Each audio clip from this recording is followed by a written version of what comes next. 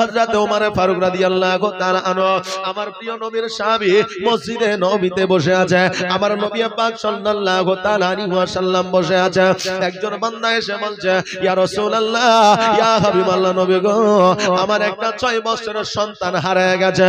ওই সন্তানটিকে আমি খুঁজে পাইতেছি না। ওই সন্তানটা কোথায় আছে আমি দেখতে পাইতেছি না। বলে কতদিন থেকে? বলে 3 দিন থেকে খুঁজে পাই না। আমার হযরত ওমর ফারুক রাদিয়াল্লাহু তাআলা আনহু বললেন, ও শোনো গো, তোমার সন্তানটা দেখতে কেমন, তার রূপটা কেমন, তার চেহারা কেমন, তার হাইট কতটা, তার অনুমানিক কিরকম, তার রং ঢং বলো। এবার বলছে আমার সন্তান হলো 6 বছরের, আমার সন্তানটা একটু কালো, দেখতে কুৎসিত। বললাম তোমার সন্তানটা খুব ইন্টেলিজেন্ট। বলে হ্যাঁ। ইন্টেলিজেন্ট বলতে যারা একটু দেখবেন চঞ্চল হয়, বাচ্চাকালে বেশি চঞ্চল যাদের হয় তারা ব্রেনিয়ানও হয়, তাই না? হ্যাঁ, তারা দেখবেন পড়াশোনাতেও ভালো হয়। বলে খুব চঞ্চল। বলে হ্যাঁ। বলে আমি তো এইমাত্র দেখলাম মসজিদে নববীর পেছনে আছে। জোরে বলেন সুবহানাল্লাহ। মসজিদে নববীর পেছনে আছে। এবার যখন এই কথা শুনলো, সঙ্গে সঙ্গে ওই লোকটি কিন্তু ছুটতে আরম্ভ করলো। আমার নবীজি বলল, ইহুদি, দাঁড়ায় যাও, দাঁড়ায় যাও, তোমার সন্তানকে তুমি আনতে যাবে না, আমার হযরতে ওমর ফারুক তোমার সন্তানকে নিয়ে আসবে। জোরে বলেন সুবহানাল্লাহ। ওই ইহুদি বলল, ইয়া রাসূলুল্লাহ, আমার সন্তানকে 3 দিন ধরে খুঁজে পাই না। আজকে যখন খোঁজটা পেয়েছি, আমি বড় আদর যত্ন সহকারে আমার সন্তানকে নিয়ে আসব। আজকে ওমর কেন আনতে যাবে? একটা বাচ্চা যদি 3 দিন ধরে না পাওয়া যায়, বলুন বলুন সেই মায়ের, সেই বাপের অবস্থা কেমন হতে পারে? আপনাদের এই বড়বড়িয়া থেকে কিছুদিন আগে একটা বাচ্চা হারিয়ে গেছিল, তাই না? যে একটা বাচ্চা হারিয়ে গিয়েছিল, তো 2 দিন হয়নি পুরো ইন্টারনেট একদম তোলপাড় হয়ে গেছিল। থানার পুলিশ প্রশাসন পর্যন্ত আপনার ব্যতিব্যস্ত হয়ে গেছিল। তাহলে প্রশাসন যদি ব্যতিব্যস্ত হয়ে যায়, যদি ইন্টারনেট যদি তোলপাড় হয়ে যায়, তাহলে ওই সন্তানের বাপ মায়ের অবস্থা কেমন ছিল? জি, তো সন্তানের যদি খোঁজ পাওয়া যায় যে অমুক জায়গায় আছে, ওই বাপকে দাঁড়িয়ে থাকবে?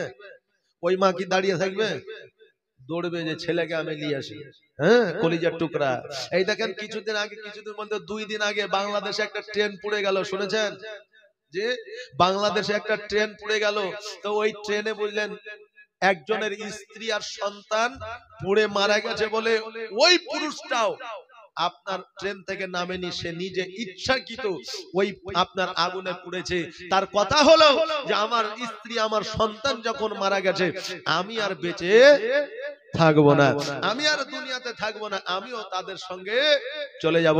বাপজি ভাইরা, আজকে আমরা অনেকেই বলি যে আমাদের পুরুষরা হলো কি বিশ্বাসঘাতক, আর নারীরা ভালো।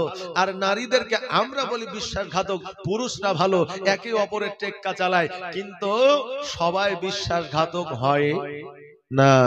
মোহব্বত এখনো পর্যন্ত জগতের মধ্যে বেঁচে আছে, যার জন্য দুনিয়া এখনো আগে চলছে।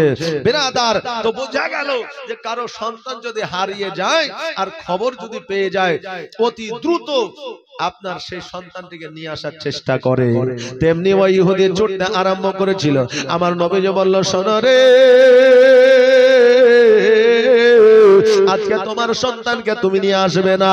আজকে আমার ওমর ফারুক রাদিয়াল্লাহু তাআলা আনহু তোমার সন্তানকে নিয়ে আসবে। এবার বলল, আমার সন্তানকে আমি নিয়ে আসব না, কারণটা কি? আমার সন্তানকে ওমর ফারুক কেন নিয়ে আসবে? নবী আমার বলল, শোনো গো, ওই জায়গায় শুধুমাত্র তোমারই বাচ্চা নয়, ওই জায়গায় আরো অনেকের বাচ্চা আছে। এবার ওই জায়গায় তোমার বাচ্চাকে যখন 3 দিন পরে পাবে, ওই বাচ্চাকে তুমি চুম্বন করবে, ওই বাচ্চাকে তুমি গলে লাগায় নিবে, ওই বাচ্চাকে তুমি কোলে উঠে নিবে। ওই মধ্যে ওই বাচ্চাদের মধ্যে যদি একজন এতিম বাচ্চা থেকে যায়, তার মনে আফসোস হবে, সে কষ্ট পাবে রে, সে দুঃখ পাবে। আজকে আমার আব্বা যদি বেঁচে থাকতো, এই রকম করে আমাকে আদর যত্ন করত, এই রকম ভাবে আমাকে স্নেহ দিত, এই রকম ভাবে আমাকে কোলে উঠে আনিত, ওই বাচ্চাটা কষ্ট পেয়ে যাবে। অতএব তুমি যাবে না। এতিমের কত জ্বালা, এটা আমি নবী ছাড়া আর কেউ জানে না। আমি এতিম হয়ে কাঁদি না কেন তোমরা বলতে পারো, আমি এতিম হয়ে কাঁদি না কেন তোমরা বলতে পারো। এতিম ছিলেন আমার নবী, এতিম আমিও, আমি এতিম হয়ে কাঁদি না কেন তোমরা বলতে পারো, আমি এতিম হয়ে কাঁদি না কেন তোমরা বলতে পারো। এতিম ছিলেন আমার নবী, এতিম আমিও, এতিম ছিলেন আমার নবী, এতিম আমিও।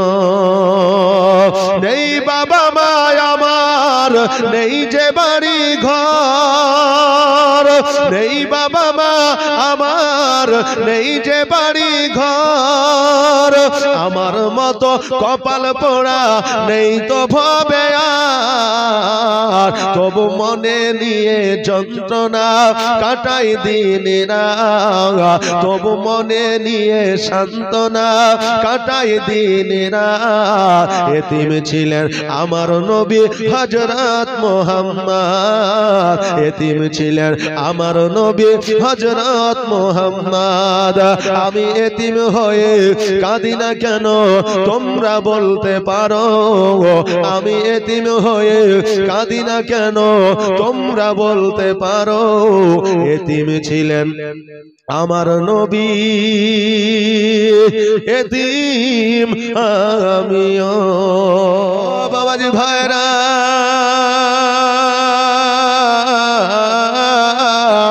আমার হযরতে ওমর ফারুক রাদিয়াল্লাহু তাআলা আনহু মসজিদে নববীর পেছনে যাইয়া ওই বাচ্চাটিকে নিয়ে এসে যখন আপনার ওই ইহুদির হাতে উঠায়া দিল, ওই ইহুদি সঙ্গে সঙ্গে আপনার বাচ্চাটিকে কোলে নিয়ে একটা চুম্বন করে দিল। আমার নবীজি বলে, ইহুদি রে, আজকে তুমি তোমার বাচ্চাকে চুম্বন করে দিলা, আজকে এই চুম্বনটা যদি একটা এতিমের সম্মুখে করতা, ওই এতিম কত দুঃখ পাইতো, কষ্ট পাইতো, কত বেদনা পাইতো, এই জন্য তোমাকে ওই জায়গায় পাঠানো হয়নি। ইহুদি বলল, ইয়া রাসূলুল্লাহ, ইয়া হাবিবাল্লাহ, নবী গো, আজকে এই রকম কথা আজও পর্যন্ত আমাকে বলে না, কেউ বলে না। আজকে আপনি যখন বলেছেন আমার কলিজা, আমার অন্তরে কথাটা গেঁথে গিয়েছে।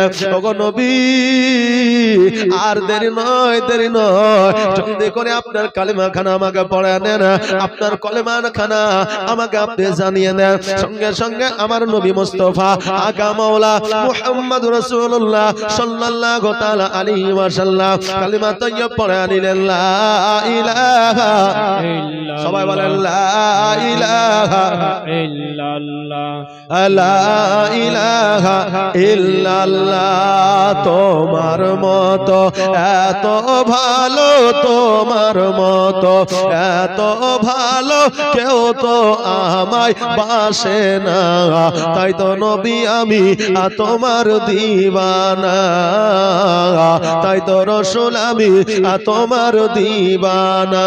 বলো লা ইলাহা ইল্লাল্লাহ, লা ইলাহা ইল্লাল্লাহ, বলো লা ইলাহা ইল্লাল্লাহ, জোরে আওয়াজ দিয়ে লা ইলাহা ইল্লাল্লাহ, জোশ দিয়ে জাজবা দিয়ে আমরা মুসলমান নবীর উম্মত, উম্মতি, একটা আওয়াজ দিয়ে বলেন লা ইলাহা ইল্লাল্লাহ, বলো লা ইলাহা ইল্লাল্লাহ, লা ইলাহা ইল্লাল্লাহ। ও কি শুনেছি কিতাবের লেখা, নবী ছাড়া আমার জীবন থাকা গো। ও কি শুনেছি কিতাবের লেখা, নবী ছাড়া আমার জীবন থাকা গো। নবীজিকে ভালো না বাসিলে, নবীজিকে ভালো না বাসিলে আল্লাহ পাওয়া যাবে না, তাই তো নবী আমি তোমার দিওয়ানা, তাই তো রাসূল আমি তোমার দিওয়ানা। তোমার মতো এত ভালো তোমার মতো এত ভালো কেউ তো আমায় বাসে না, তাই তো নবী আমি তোমার দিবানা, তাই তো রাসূল আমি তোমার দিওয়ানা। বলো লা ইলাহা ইল্লাল্লাহ, বলো লা ইলাহা ইল্লাল্লাহ, লা ইলাহা ইল্লাল্লাহ মুহাম্মাদুর রাসূলুল্লাহ সাল্লাল্লাহু তাআলা আলাইহি ওয়াসাল্লাম। ও বেরাদার, এই শিক্ষা আমার নবী পাক সাল্লাল্লাহু তাআলা আলাইহি ওয়াসাল্লামের কাছ থেকে খলিফায়ে রাশিদিন আপনার পেয়েছিলেন। একদিন আমার ওমর ফারুক রাদিয়াল্লাহু তাআলা আনহু মসজিদে নববীতে আপনার বসে আছে, এমন অবস্থা দুইজন মানুষ একজন যুবককে ধরে নিয়ে আসছে। ওমর ফারুক রাদিয়াল্লাহু তাআলা আনহুকে ডাক দিয়ে বলে, আমিরুল মুমিনিন, আজকে এই যুবককে আপনার কাছে আমরা ধরে নিয়ে এসেছি। বলে, কেন ধরে নিয়ে এসেছো? বলে, এই জন্য ধরে নিয়ে এসেছি, এই যুবক আমার বৃদ্ধ আব্বাকে কতল করেছে। এই যুবক আমার আব্বাকে কতল করেছে, তাই আপনার কাছে বিচার নিয়ে এসেছি, মওতের বদল মওত, অতএব আপনার কাছে নিয়ে এসেছি, আপনার কাছে তুলে দিচ্ছি। শরীয়ত মোতাবেক, ইসলামিক মোতাবেক, আল্লাহর কোরআন মোতাবেক কি বিচার আছে সেই বিচারটা আপনি করে দেন।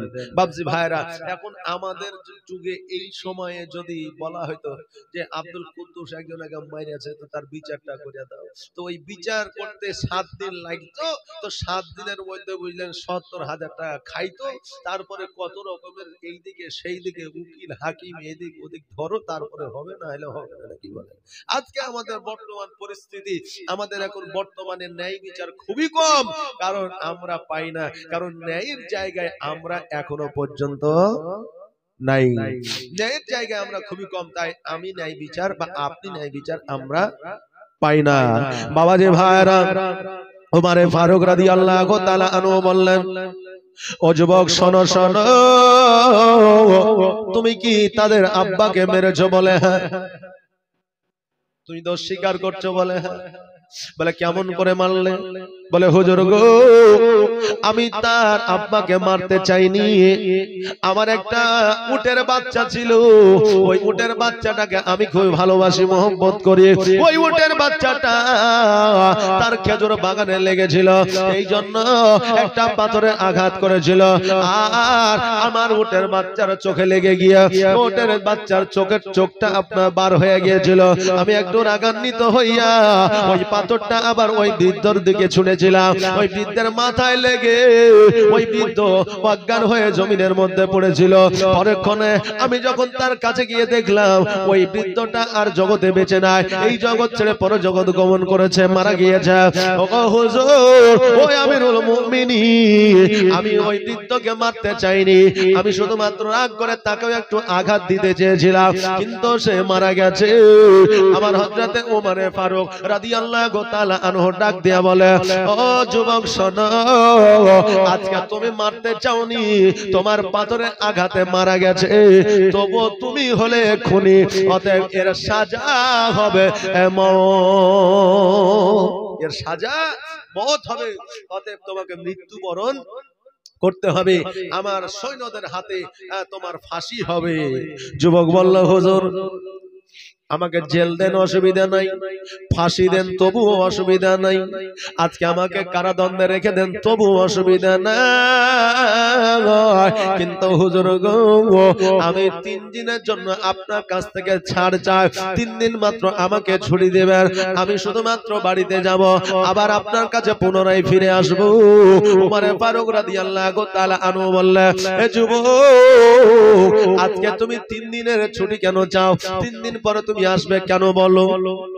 আজকে আমাদের যদি যদি বলতো জানা শোনা চেনা, তবু যদি বলতো আমাকে 1 ঘন্টা ছাড় দাও, যে বিচারপতি ছিল থাকবে বা ছিল, সে কি ছাড়বে? গেলেই হয়তো আর আসবে না। কিন্তু আমার উমরে ফারুক কেমন ছিলেন দেখেন। উমরে ফারুক রাদিয়াল্লাহু তাআলা আনহু বললেন, যুবক রে, তুমি কেন ছাড় নিবে? 3 দিনের জন্য কেন বাড়ি যাবে বলো? ওই যুবক বলল, হুজুর গো, আমি হলাম আমার পরিবারের সন্তানের চাইতে সব চাইতে বড় সন্তান আমি। আমার একটা ভাই আছে, আমার আব্বা নাই, আমার মা নাই, জগৎ থেকে বিদায় নিয়ে অন্ধকার কবরে চলে গেছে। হুজুর গো, আমার আম্মা আমাকে কিছু আপনার টাকা পয়সা সোনা দানা দিয়ে গেছে, আমার ভাইয়েরও তাতে ভাগ আছে। আমার ভাই যেহেতু ছোট্ট, আমার ভাইকে আমি ভাগ বুঝাইয়া দিই নাই। আমি আমার বাড়ির মধ্যে সিন্ধুকের মধ্যে করিয়া বাড়ির মধ্যে পুঁতে রেখেছি। ওগো হুজুর, আজকে যদি এই জায়গায় আমার ফাঁসি হয়ে যায়, মৃত্যু হয়ে যায়, ওই সিন্ধুকের টাকাগুলো আর কেউ খুঁজে পাবে না, কারণ ওই টাকার খবর আমি আর আল্লাহ ছাড়া কেউ জানে না। আজকে এই অবস্থায় যদি আমার মৃত্যু হয়ে যায়, আমার ভাইয়ের হক যত আমি বুঝাইয়া দিই নাই, এই জন্য কিয়ামতের দিন আমাকে জবাব দিতে হবে। হুজুর গো, 3 দিনের জন্য আমাকে ছাড় দেন, কারণ একদিন যেতে সময় লাগবে, বাড়ি আসতে একদিন সময় লাগবে, মাঝে একদিন বাড়িতে হিসাবটা বুঝাইয়া দিব। ওগো হুজুর, দয়া করে আমাকে 3 দিন ছাড়টা দে। আমার উমরে ফারুক রাদিয়াল্লাহু তাআলা আনহু বলে, ও যুবক, আজকে তোমার ভাইয়ের হক তুমি যেহেতু বুঝাতে চাইছো, আমি না হয় উমরে ফারুক ছেড়ে দিব, কিন্তু তোমার জিম্মাটা কে নিবে? তুমি যে যাবে, তো তোমার পরিবর্তে কেউ দায়িত্বটা নিবে, এইরকম কেউ কি আছে? যুবক বলল, হুজুর গো, এই মদিনাতে আমার কেউ নাই, ভাই নাই, বোন নাই, পরিচিত কেউ নাই, আত্মীয় নাই, স্বজন নাই। হুজুর গো, যদি আমাকে 3 দিনের জন্য ছাড় দেন, আমি বড় উপকৃত হতাম। ওই সময় একজন আমার নবীজির সাহাবী ছিলেন, যার নাম ছিল হযরত আবু যার গাফফারী। জোরে বলেন সুবহানাল্লাহ। আমার নবীজির সবচাইতে কাছের সাহাবী, প্রিয় সাহাবী ওই আবু যার গাফফারী বলল, উমর, আজকে যদি তুমি কিছু মনে না করো, আমি একটা কথা বলবো। বলে, কি কথা বলো? আবু যার গাফফারী বলল, এই যুবককে তুমি ছেড়ে দাও, আমি আবু যার গাফফারী দায়িত্ব খানা নিতে চাই। উমর বলল, হে আবু যার গাফফারী, আজকে এই যুবকের দায়িত্ব খানা যদি তুমি নিয়ে নাও, এই যুবক যদি ফিরে না আসে, এর ফাঁসির মঞ্চে তোমাকে দাঁড়াতে হবে, এর মৃত্যুদণ্ডটা তোমার মৃত্যুদণ্ড হয়ে যাবে। আবু যার গাফফারী বলল, উমরে ফারুক শোনো গো, আজকে এই যুবক ভাইয়ের হক যদি বুঝাইয়া দিতে চায়, এই যুবক ফাঁকিবাজ হতে পারে না, মিথ্যাবাদী হতে পারে না। এই যুবক যখন যেতে চাইছে, যেতে দাও, দায়িত্ব খানা আমি নিয়ে নিলাম। সুবহানাল্লাহ। উমরে ফারুক বললেন যে, তুমি যখন দায়িত্ব নিতে চাইছো, আমি এই যুবককে ছেড়ে দিলাম। যুবক যাও, বাড়ি যাও, তোমাকে 3 দিনের জন্য ছাড় দেওয়া হলো। 3 দিনের মাথায় সূর্য অস্ত যাওয়ার আগে, সূর্য ডুবে যাওয়ার আগে তোমাকে এই মসজিদে নববীর সম্মুখে হাজিরা দিতে হবে। বলল, ঠিক আছে। যুবক চলে গেল বাড়ির দিকে। এবার বাড়িতে যাওয়ার পরে তার ভাইকে আপনার সমস্ত হিসাবপত্র বুঝিয়ে দিল। আর আজকে আমরা চিন্তা অবস্থায় থাকতেও আমাদের ভাইয়ের 1 কাঠা, 2 কাঠা, 5 কাঠা, 10 কাঠা, 1 বিঘা মেরে খাই, হক বুঝাইয়া দিই না। বুঝলেন না?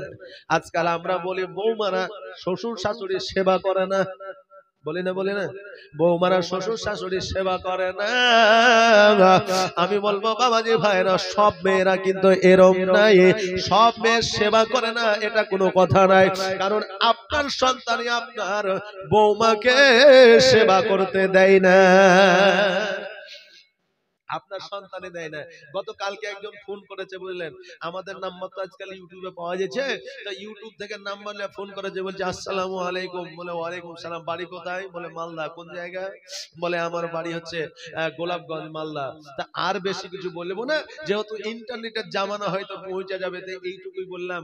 তো এবার বলছে যে, হুজুর, আমি চাই আমার শাশুড়ির সেবা করতে, কিন্তু আমার স্বামী সেবা করতে দেয় না। আমি যদি সেবা করি, তো আমার স্বামী আমার সঙ্গে ঝগড়া করে। তো হুজুর, এই দেখেন, স্বামীর সেবা করা তো আমাদের জন্য জরুরি, আর শ্বশুর শাশুড়ির সেবা করা আমাদের জন্য জরুরি। তো স্বামীর কথা মেনে চলতে হবে।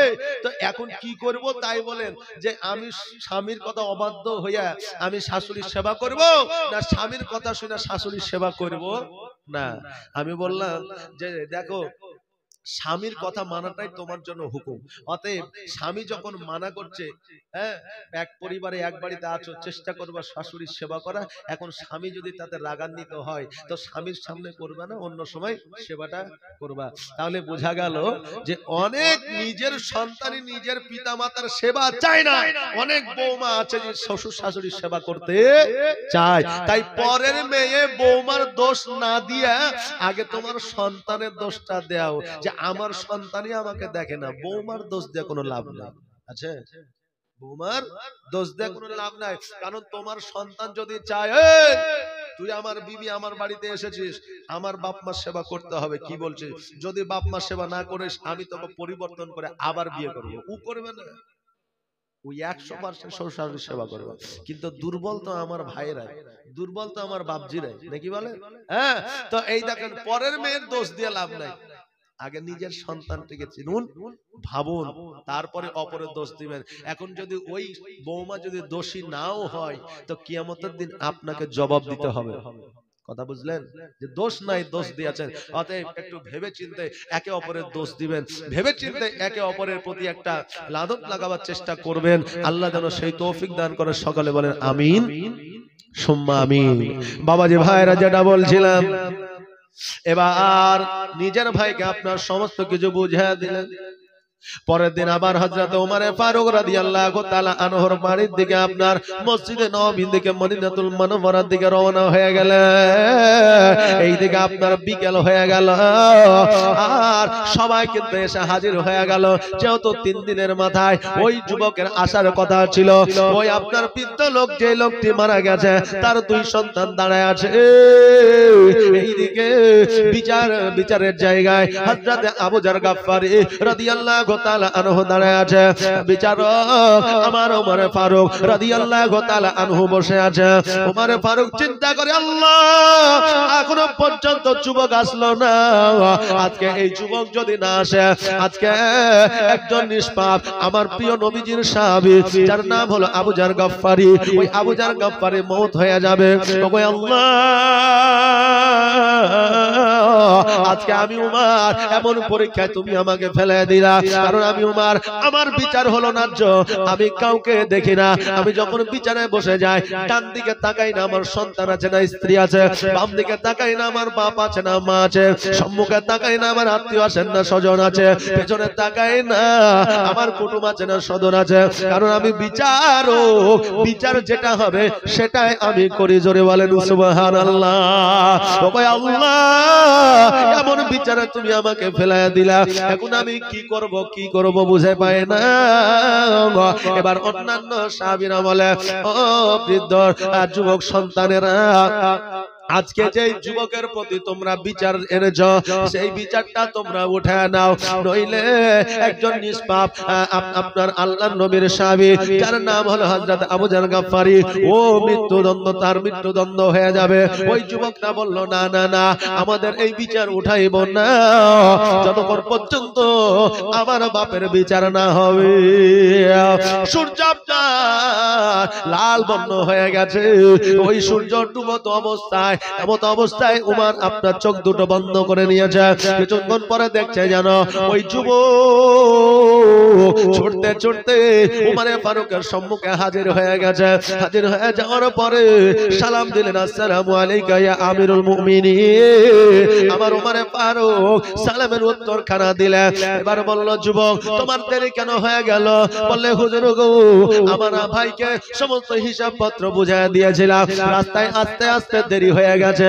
আমি চিন্তা করছিলাম, আমি যদি সূর্য অস্তের আগে পৌঁছাতে না পারি, আমার জন্য একজন নিষ্পাপ লোকের, যার নাম আবু জার গাফফারী, আমার প্রিয় নবীর সাহাবী, ওই সাহাবীর হয়তো মৃত্যুদণ্ড হয়ে যাবে। এই জন্য আমি যুবক দৌড়াতে দৌড়াতে আসতেছি। জোরে বলুন সুবহানাল্লাহ। আর আমরা হলে তো যেতামই না, কি বলে?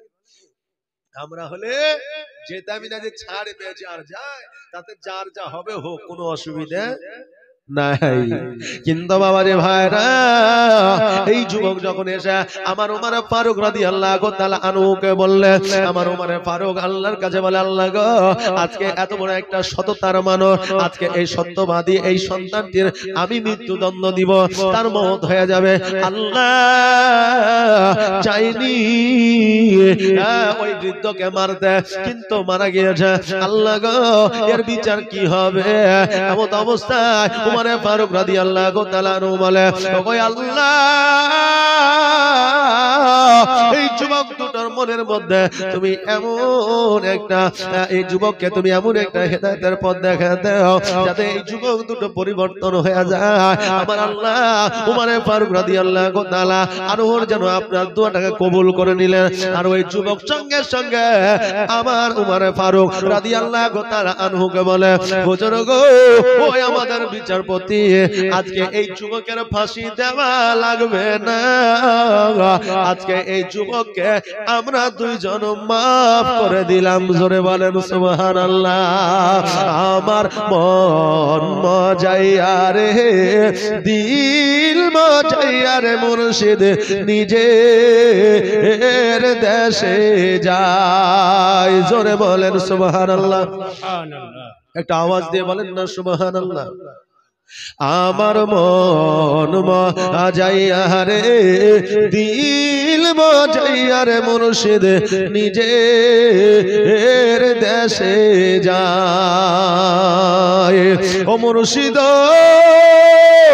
একে আমার ভাঙানা, তার উপরে তুফান বাগাও, ঝলকে ঝলকে উঠে পানি রে, আগের নাও হারি রে, কাঞ্জা বাসার বেড়া রে, বাজার লুটায়া নিল চোরে রে। আমার মন মজাইয়া রে, দিল মজাইয়া রে, মুর্শিদ নিজের দেশে যায়। আমার মন মজাইয়া রে, দিল মজাইয়া রে, মুর্শিদ নিজের দেশে যায়। ও মুর্শিদ, সবার আছে জায়গা জমি, ধন দৌলত নাহি তুমি, আমার মনে আছো শুধু তুমি রে। জীবনে মরণে ঠাই দিও মুর্শিদ চরণে, জীবনে মরণে ঠাই দিও মুর্শিদ চরণে, তুমি বিনে যেন মরি রে। আমার মন মজাইয়া রে, দিল মজাইয়া রে, মুর্শিদ নিজের দেশে যায়। আমার মন মজাইয়া রে, দিল মজাইয়া রে, মুর্শিদ নিজের দেশে যায়। আল্লাহুম্মা সাল্লি আলা সাইয়্যিদিনা মাওলানা মুহাম্মাদ ওয়া আলা আলি সাইয়্যিদিনা মাওলানা মুহাম্মাদ। ও বাবাজি ভাইরা, আমার হযরত ওমর ফারুক রাদিয়াল্লাহু তাআলা আনহু রাজত্ব করেছে। আমার হযরত ওমর ফারুক রাদিয়াল্লাহু তাআলা আনহু খলিফায়ে রাশিদিন ছিলেন। উনি আপনার খলিফায়ে রাশিদিন হিসাবে রাজত্ব চালিয়েছেন, কিন্তু রাজ দরবারের পয়সা দিয়ে নিজের সংসার কোনোদিন চালায় নাই। জোরে বলুন সুবহানাল্লাহ। রাজ দরবার আপনার চালিয়েছেন, কিন্তু ওই রাজ দরবারের পয়সা টাকা নিয়ে কোনোদিন নিজের সংসারে ব্যয় করে নাই। কেমন করে নিজের সংসারটা চালিয়েছেন? আমার হযরত ওমর ফারুক রাদিয়াল্লাহু তাআলা নিজে আপনার টুপি সেলাই করতেন। জোরে বলেন সুবহানাল্লাহ। নিজে টোপে সেলাই করে সৈন্যদের দিয়ে বাজারে বিক্রয় করাতে, আর ওই বাজারে বিক্রয় করা যেই পয়সাগুলো আসতো, যেই লাভের অংশগুলো থাকতো, ওই লাভের অংশগুলা দিয়া আমার ওমর ফারুক রাদিয়াল্লাহু তাআলা নিজের সংসার আপনার চালাইতো। জোরে বলেন সুবহানাল্লাহ। একবার 21টা টুপি সেলাই করেছে। 21টা টুপি সেলাই করার পরে 21টা টুপি সেলাই করেছে। সৈন্যকে ডাক দিল, সৈন্যরে 21টা টুপি বাজারে নিয়ে যাও, তবে শোনো একটা টুপি খাম আছে, ছেঁড়া আছে, এই টুপিটা কাউকে ফ্রিতে দিয়ে দিও, নইলে যে সে যেই টাকাটা দিবে সেটাই তুমি নিয়ে নিও। কিন্তু একটা টুপির দাম 1 টাকা, 20 টাকা হবে, 21 টাকায় তুমি বিক্রি করিও না।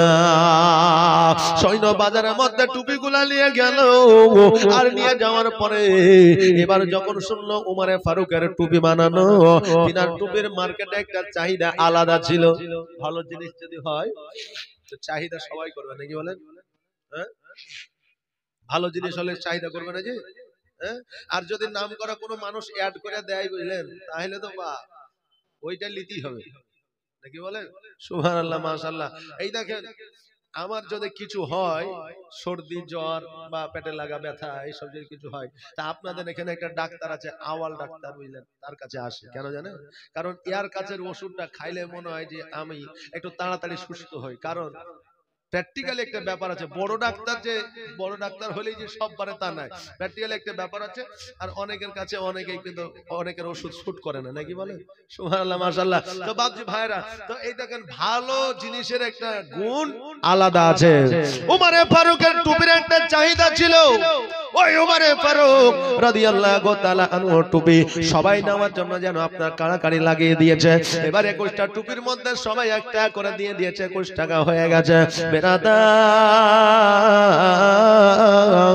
এবার সৈন্য বুঝতে পারেনি কার ভাগ্যে ওই ছেঁড়া টুপিটা গিয়েছে।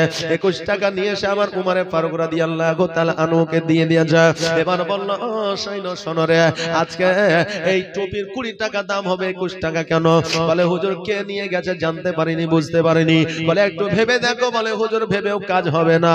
বলে শোনো, এই টাকাগুলো আমার আর কাজে লাগবে না, এই টাকাগুলো তুমি ফকির মিসকিনদের মধ্যে বিলি বন্টন করে দাও, কারণ এই টাকাগুলো আমার জন্য হারাম হয়ে গেছে। জোরে বলেন সুবহানাল্লাহ। তিনাদের কাজ, তিনাদের ব্যবসা, তিনাদের আচরণ, তিনাদের ভালোবাসা, তিনাদের কর্ম কেমন ছিল, আর আমাদের বর্তমানে কর্ম কেমন? বাপজি ভাইরা, সবকিছু ফকির মিসকিনকে দিয়ে দিল, আমার উমরে ফারুক রাদিয়াল্লাহু তাআলা আনহুর জন্য যেন কিছুই রাখলো না।